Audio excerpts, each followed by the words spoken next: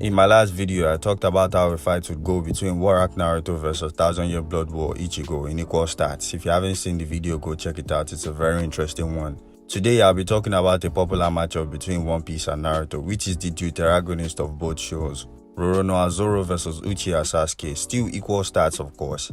So you already know how we do this, let's break it down. This is an equal stats fight. You already know what that is, so I don't have to do all that again. If Sasuke is planetary in AP and durability, so is Zoro. And if Zoro is FTL in base reaction and combat speed, so is Sasuke. Now let's get into the real analysis. Let's start with stamina. Zoro's stamina and endurance particularly is pretty insane. Like in his fight with Mr. One, he could take on multiple slashes and even lost quite a lot of blood but still kept going until he won the fight. He has also shown to be able to fight multiple opponents without falling while taking an insane amount of damage like in the Thriller Bark arc. After wearing himself out in his battle against the giant Oas and fighting for several hours, he could still face Bartholomew Kuma in a full onslaught, dodge his light beam and tank his explosion as well. And he even survived the Urusu shock as well and followed up with a sublime Shishisanson. And of course, the legendary moment where he took all of Luffy's pain. He kept going doing all these crazy feats for several hours and stayed on his feet like nothing happened. Get it? Nothing happened. Anyway, Zoro's stamina is pretty busted. He can fight non-stop for more than half a day even after taking maximum damage. As for Sasuke's stamina, this is a very underrated aspect of his character. When people think of Sasuke, they think of skill and finesse, but his stamina is actually crazy, especially in 6 parts.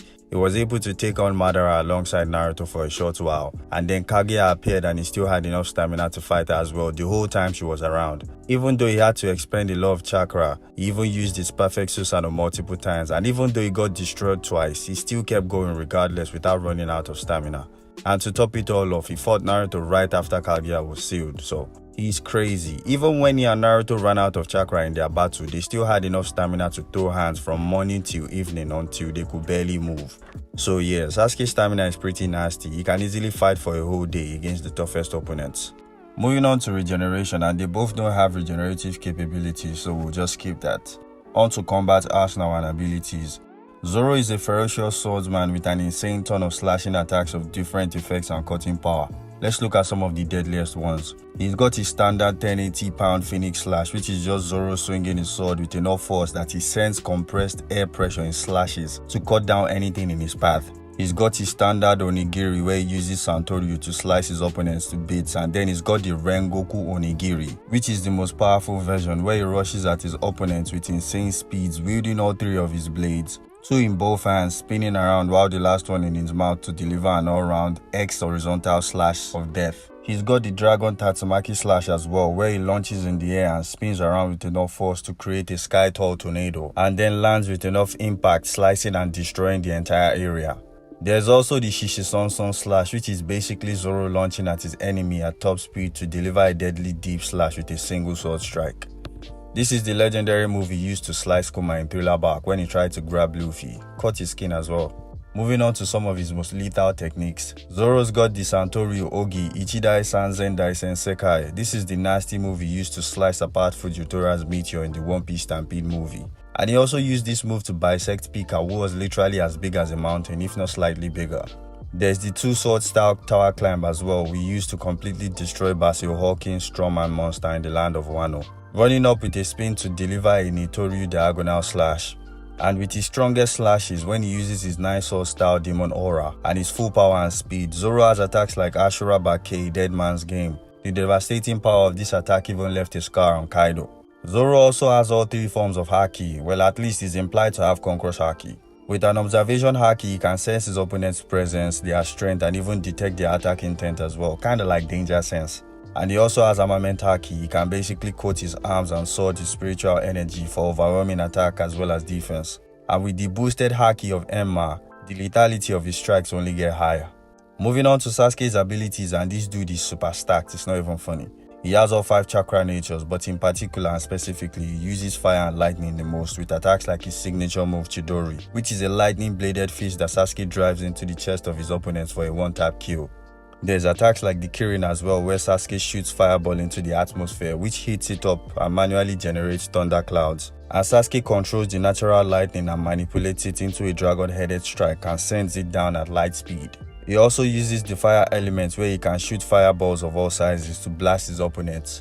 Fire so strong that even when he was just a kid, it was not enough to melt solid rock of a mountain cliff. Sasuke also possesses the Sharingan, of which he has unlocked his eyes to its fullest potential. With the Sharingan, Sasuke can copy his opponent's physical movements and completely replicate them, granted he is as strong and fast as them. He can also hypnotize and mind control his opponents with Genjutsu. The 3 Tomoe Sharingan possesses the ability to read opponents' movements so keenly enough to predict their next attacks, giving them multi-step precognition. With his Eternal Mangekyo Sharingan, Sasuke has the Susanoo, which has different evolution stages, and the Susanoo acts as a powerful attack and defense, raising both attributes to ridiculous levels. He's got his Ribcage Susanoo, he's got the standard Susanoo where he can shoot super fast arrows that can one-shot his targets, and in his complete Susanoo, he has enough power to rival the strongest shinobi Naruto, and even deflect his tail strikes as well. A single swing of his Susanoo blade can decimate mountains with ease, and even through the Susanoo, Sasuke can still use his ninjutsu attacks as well, like the Chidori and Fireball Jutsu, which are amplified by the Susanoo's power as well. Sasuke also has the deadliest fire ability in the verse, which is the Amaterasu, that ignites anything it looks at and it burns as hot as the sun, and the flames can be put out on normal conditions no matter what. With Kagutsuchi, Sasuke can also shapeshift and manipulate Amaterasu for attack and defense as well. And of course, Sasuke has his Rinnegan. He possesses all the abilities of the 6 parts, which is the summonings, can weaponize his body for attack and defense, he can read mind and rip out souls, he can absorb energy, he can manipulate gravity with Almighty Push and Universal Pull, as well as the Catastrophic Planetary Devastation, which is a gravity core that attracts everything he pleases. Sasuke can actually make his target the core instead of creating the black gravity with his chakra. Sasuke also has the ability to teleport. Basically, he can switch places with things in his field of vision, kinda like how Trafalgar Law uses shambles within his room, and of course it has a range to it. And I'm using Shippuden Sasuke here, which means he hasn't mastered his Rinnegan enough to open portals and travel between dimensions. So Sasuke also has his bird summonings, his snake summonings, and he has his standard shinobi tricks like walking on walls, walking on water, transformation and substitution jutsu, you already know. Moving on to hacks abilities. Zoro has little to no hacks abilities, to be honest. Apart from observation haki, since this gives him danger sense and sensory ability, but that's about it. He's mostly a pound for pound raw power based fighter. But Sasuke is literally a walking hack. With his Sharingan, he can copy movements and is granted multi-step precognition. He can control his target senses with Genjutsu, and he can rewrite his own death with Izanagi.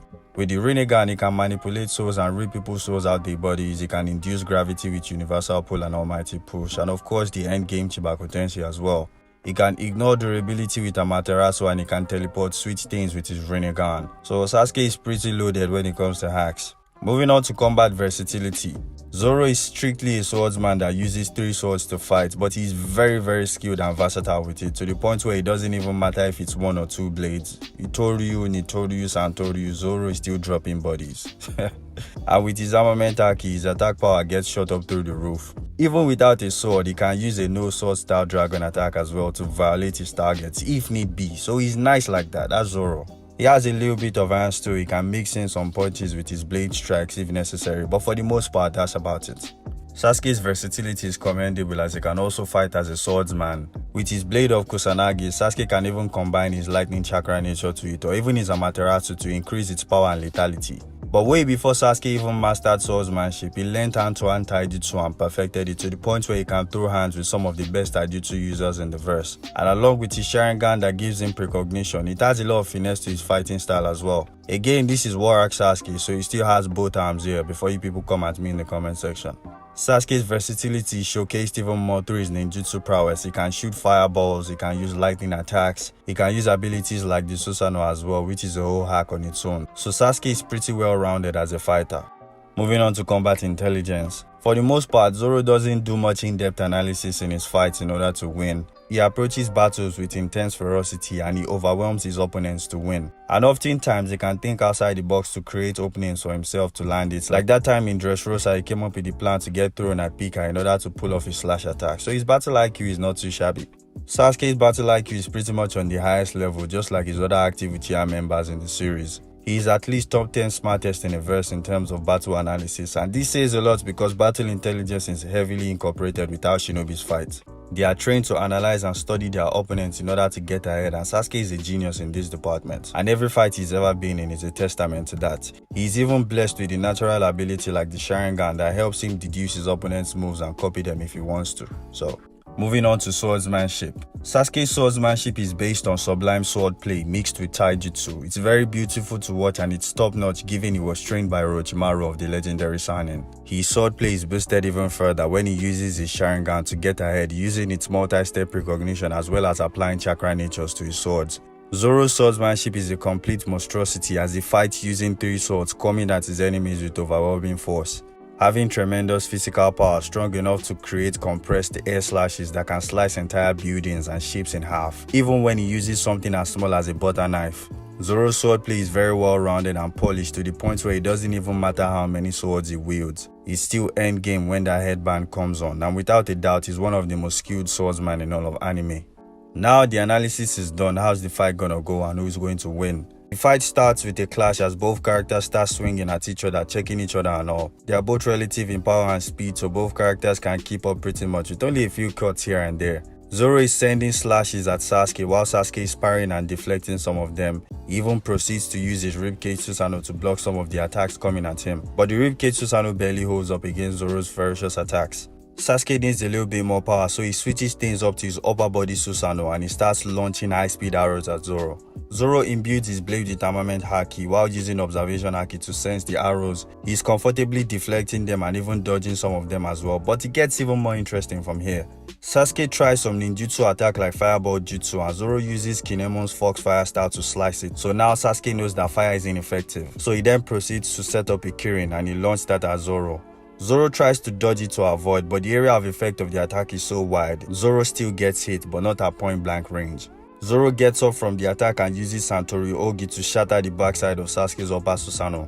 The battle gets heated up even more and Zoro is coming at Sasuke with overwhelming force to cut him down, and then Sasuke pulls out the Rinnegan, and now things start to change completely. With Eternal Mangekyo Sharingan, Sasuke is able to predict Zoro's movements better and can react to his attacks to evade at least by a hair's breadth. Sasuke starts to pull out his axe abilities as well and Zoro begins to get blindsided. With attacks like the Universal Pull, Zoro can easily get pulled into range while Sasuke follows up with a Chidori into his chest. Zoro would probably be fast enough to at least block the attack, but the lightning chakra would still electrocute him. With most of Zoro's deadliest attacks involving him coming in close range to strike, Sasuke can pull out his full body Susanoo to shield himself completely from all that, and with flight advantage he can come at Zoro from different sides. Even if Zoro edges Sasuke out in swordsmanship with attacks like the Rinnegan and teleportation, Sasuke can easily swap himself out of danger with some rubble around, and he can also teleport around Zoro to deal a fatal blow to Zoro like a Chidori to his heart since that's his signature. There's also attacks like the Amaterasu, which if in the worst case scenario Zoro reacts to and dodges it, which is something I actually see happening, especially with his observation haki. Sasuke can still pull him in with Universal Pull and use Amaterasu Flame Control to attack him like he did in his fight with Naruto. Zoro at best will be able to match Sasuke's complete body Susanoo when he goes all out using his Kyutoryu Ashura Bakei. He would be able to put Susanoo back and even break some parts of it as well. So for a final move, Sasuke uses his Rinnegan to turn Zoro into a gravity core and seals him into a planetary devastation. If both characters are equal in power and speed, it doesn't account for the plethora of abilities and hacks, especially in Sasuke's arsenal. Having the Sharingan and the Rinnegan against an opponent like Zoro who only has ferocious power going for him, it wouldn't be too hard to deal with, especially since he can already match most of that power when he uses his Susanoo. And if it ever came down to battle intellect, we can all agree that Sasuke would find several weaknesses in Zoro's fighting style first, and he'd be able to turn the situation around for himself completely. So with all that being said, Sasuke beats Zoro in an equal stats fight, mid to high diff due to his wider range of hacks abilities and superior battle intelligence, as well as way better versatility to counter his opponent's attacks. That's it for the video. I hope you guys enjoyed it. Don't forget to like the video, share it with your friends, subscribe to the channel and turn on the post notifications. Follow me on social media platforms as well. Thanks for watching and I'll see you in the next one. Peace.